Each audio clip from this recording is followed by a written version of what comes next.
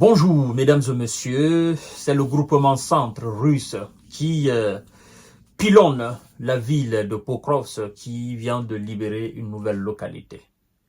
Nouvelle localité qui est à quelques kilomètres, à quelques microns de New York, cité qui est constamment bombardée par les forces armées russes et qui se situe aussi à quelques kilomètres effectivement de la ville de Toretsk, cité qui est sous le contrôle des forces armées ukrainiennes, mais qui est constamment aussi sous le feu de l'artillerie russe.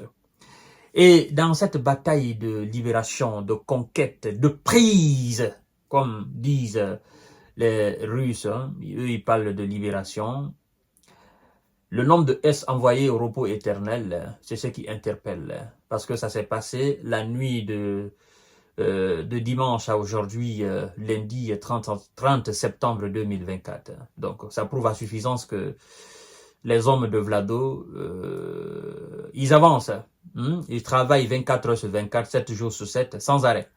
Parce que là, il y a la rotation, là, il y a le repos, là, effectivement, les soldats se relayent. Et ça se passe dans les conditions les meilleures. Ce qui leur donne d'ailleurs un avantage supplémentaire. Parce qu'un soldat en bon état de santé, c'est un soldat, effectivement, qui peut atteindre des objectifs, comme a déclaré aujourd'hui monsieur Vladimir Poutine. Nous allons revenir sur sa déclaration. Mais en attendant, partagez cette vidéo dans tous les groupes aussi, mesdames et messieurs, c'est très important.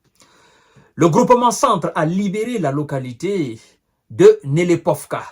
En français, on dit Nelipivka. Voilà. En outre, il a frappé 11 brigades de M. Zelensky et ses supplétifs occidentaux. 11 brigades au cours de cette bataille-là. Et, mesdames et messieurs, tenez-vous confortablement et asseyez-vous très bien.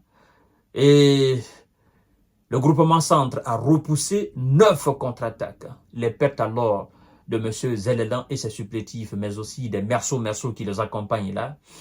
Au niveau de cette localité, c'est-à-dire dans la libération de cette localité, mesdames et messieurs, la nuit d'hier à aujourd'hui, c'est pas possible. 630 S ont été envoyés au repos éternel. 630.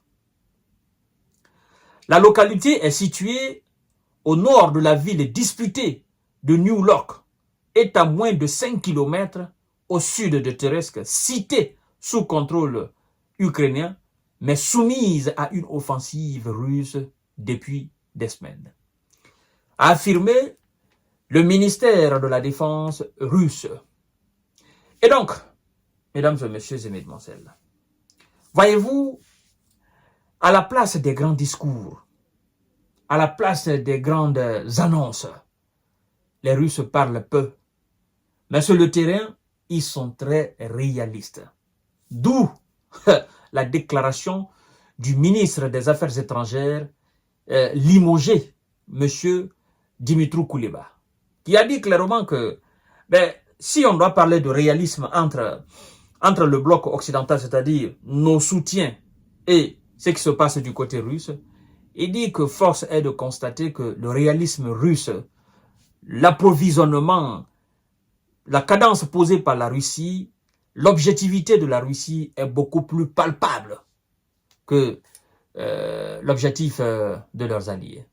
Et donc, à partir du moment où vous savez de telles choses, qu'est-ce que vous devez faire? Parce que ce qu'on est en train d'assister là, chaque semaine, chaque jour, chaque 2 jours, chaque 3 jours, c'est une nouvelle localité qui tombe. Et ce qui est amer dans tout ça, c'est que ça fait maintenant combien de temps, plus d'une année, on n'entend plus parler du côté de M. Zelensky et ses supplétifs, reconquête. En fait, lorsque les gars de Vladimir Poutine récupèrent, libèrent une localité, vous êtes censé vous battre pour reconquérir le coin. Et là, on n'entend pas. Même de leur côté, ils n'arrivent pas à le faire. Ils n'arrivent pas à dire, oui, nous avons repris cela des mains des Russes. Nous avons repris telle localité, nous avons repris telle localité. Par contre, quand ils sont allés dans la région de Koursk, sincèrement, la région de Koursk, là, ça donne des maux de tête. Quand ils sont allés là-bas, et que la Russie a commencé sa contre-offensive. En 2 jours, elle a récupéré 10 localités. En 2 jours. Et donc, en 5 jours, 6 jours, la Russie était déjà à 20 localités. Et aujourd'hui, je ne sais même plus le nombre. Tellement que les gars de Zelensky sont éparpillés. C'est-à-dire, ils disent qu'ils contrôlent, mais ils ne contrôlent absolument rien. Lorsque vous occupez un terrain, vous êtes censé imposer votre autorité. C'est vous qui êtes censé avoir le contrôle de la partie. Mais en fait, ils ne sont pas stables. Ils disent qu'ils contrôlent, mais à chaque fois que les gars de M. Vlado viennent, c'est-à-dire cette force de l'élite de l'armée russe vient, mais ces gars, on ne les trouve pas. Ce sont des unités mobiles qui se pavanent. Ils ne savent plus où aller. Ils font le tour, c'est-à-dire ils font le cercle dans la région de Kursk. Parfois, ils se cachent. Les unités aérospatiales les repèrent, on les bombarde.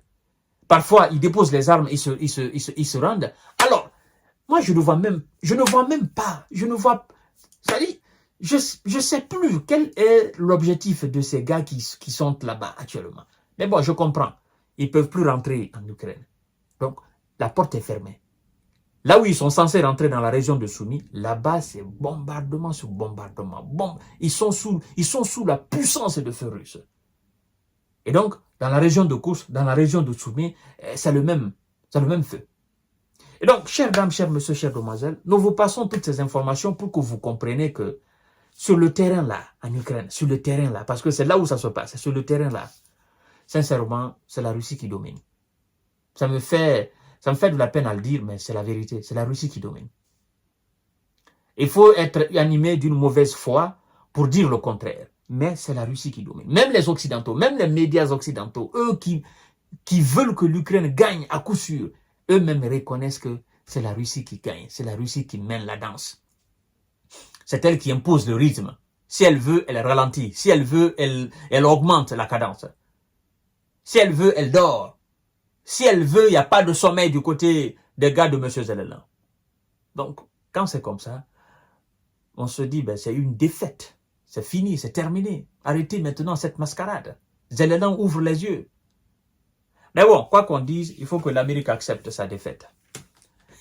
Et l'Amérique ne veut pas faire cela.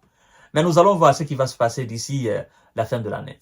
À tout à l'heure pour notre série d'informations de décortiquage. Merci beaucoup et partagez largement la vidéo dans tous les groupes aussi.